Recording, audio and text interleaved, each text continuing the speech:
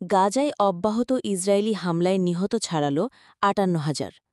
ফিলিস্তিনের অবরুদ্ধ গাজায় ইসরায়েলি হামলায় একদিনে আরও ৯৫ ফিলিস্তিনি নিহত হয়েছেন।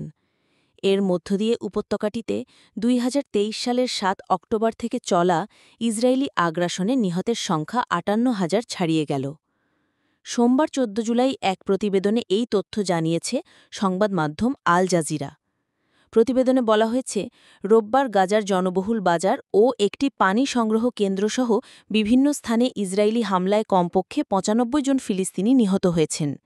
এর মধ্য দিয়ে গাজায় ইসরায়েলি অভিযানে মোট নিহতের সংখ্যা ৫৮,০২৬-এ পৌঁছেছে বলে জানিয়েছে ফিলিস্তিনের স্বাস্থ্য মন্ত্রণালয়।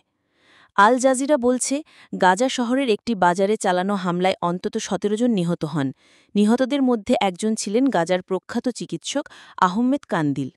অন্যদিকে মধ্য গাজার নুসাইরাত শরণার্থী শিবিরে একটি পানি সংগ্রহস্থলে চালানো হামলায় অন্তত ১০ জন নিহত হয়েছেন, যাদের বেশিরভাগই শিশু। আহত হয়েছেন আরও অন্তত ১৭ জন। প্রত্যক্ষদর্শীরা জানান, শিশুরা পানি আনতে লাইনে দাঁড়িয়েছিল, তখনই ওই স্থানে ক্ষেপণাস্ত্র হামলা হয়।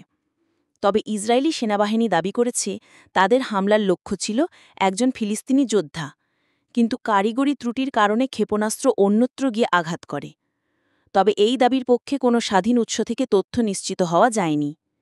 ফিলিস্তিনের স্বাস্থ্য মন্ত্রণালয়ের হিসেব অনুযায়ী ২০২৩ সালের ৭ অক্টোবর থেকে শুরু হওয়া ইসরায়েলি আগ্রাসনে মোট মৃতের সংখ্যা ৫৮,০২৬, যার মধ্যে অর্ধেকের বেশি নারী ও শিশু।